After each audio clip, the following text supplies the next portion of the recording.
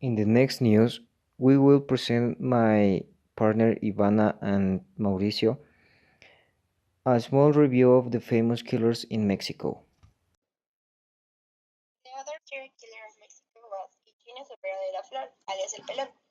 His first murder, reported by the press, occurred in 1952. His victim was the driver of the Miss Mexico, Ana Berta Lepe.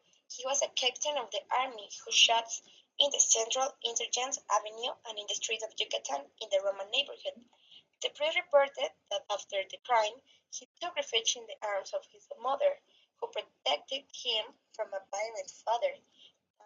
Some books identify him as an industrial of the state of Tabasco. The mother took him to a hotel, and from there he went looking for a woman to have sex with him. His next victim was a woman he didn't know and who refused to have a cafe with him. They kidnapped her, took her to the hotel, and in the transit, he killed her. The authorities could only prove these two murders, but they suspect that he was responsible for other deaths. Already in the prison of Lecanberry, the doctors Alfonso Quiroz Cuaron, Alfonso Milan, and Jose Casao underwent examinations and he was diagnosed with paranoid schizophrenia.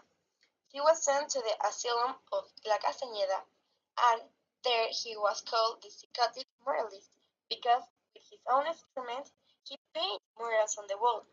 Upon obtaining his freedom many years later, the legend ran that he was seen wandering through the forest of Tepultepec throwing crumbs and bread to the animals.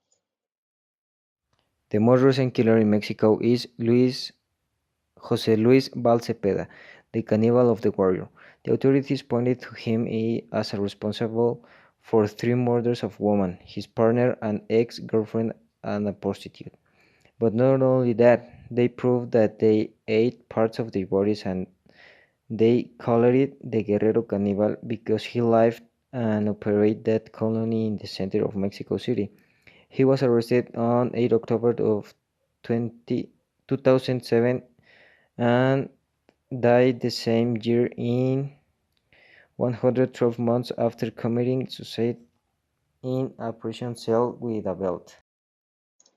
Another serial killer of Mexico was Macario Canacamonte, the Mexican Jack. This man could only prove the murder of two prostitutes, but there was at least the suspicion that he had at least 12 more. His crimes occurred in the 60s in Mexico City, and the press called him the Mexican Jack because he identified himself during his trial. He came from a poor family. When he attained basic education and his life was marked by a failure, for a time he was member of the infantry of the Presidential Guard, but was fired for his incompetence and indiscipline. Later, he wanted to dedicate himself to boxing, but he never managed to stand out. He then went to work as a primitive police officer, lowered the false name as Fernando Ramirez Luna, but was also fired after being accused and found guilty of charges of abuse of authority and excuses use of force during the arrest. He was married and had several children. During the investigations of the homicides and the subsequent trial, his wife declared that Macario feels superior to everyone around him. He was arrested for the crime of a woman named Julia, who was found dead in the hotel in September 1962. In the mirror, Macario left a message written with lipstick that said, Mexican Jack, I challenge Cueto. Then, the police chief, that the same month he was arrested and taken to prison. The sadist. He knifed his victims, all the homosexual whom he hanged, and placed his body in suitcases that he left in the vicinity of Metro Apricot and the Austrian colony in Mexico City. I don't regret I did. If I had the chance, I would do it. I will do it again. Only that I will be more careful not to get caught and not make the same mistakes that led to my capture. The only regret is what my family is going through now.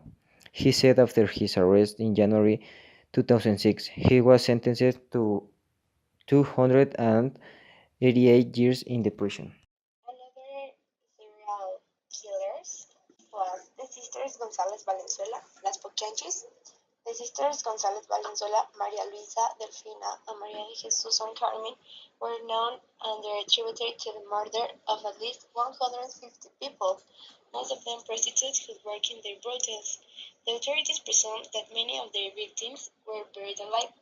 They were originally from El Salto, Jalisco, and during their childhood they were victims of family violence.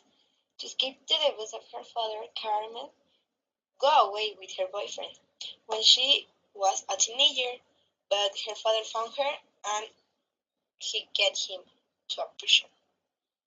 So the sisters worked as workers in a textile factory, where they would receive miserable salaries. When their parents died, he received a modest quality of money that they could to open the brothel and begin their crimes. They got fame for their bar in San Francisco del Rincón, Guanajuato, where they were called Las Pochanchis. They recruited women with the states and forced them to give sex service. On January 6, in 1974, they were arrested after one of their victims escaped and reported them. The authorities found a small cemetery with human remains of his victims. He later inspired Jorge Ibargüengoitia to write his novel Las Muertas, which serves as a script for a film of the same name directed by Felipe Castro. Juana Barraza Samperio, La Matavejitas, as Western is called, the Lady of Silence. This woman was found responsible for at least 12 robberies and 16 murders of elders committed between 1990 and 2006 in Mexico City. He was going to go into his house as a nurse and then killing and stealing. So the press identified as the Mataviejitas. She was sentenced to 759 years in prison and remains a prisoner in the Santa Marta Penitentiary, where she was claimed her innocence in several interviews with the press. After 9 years in prison in July 2015, he married another intern, but a year later they divorced. One thing attracted his attention: he always wore red when he committed his crimes.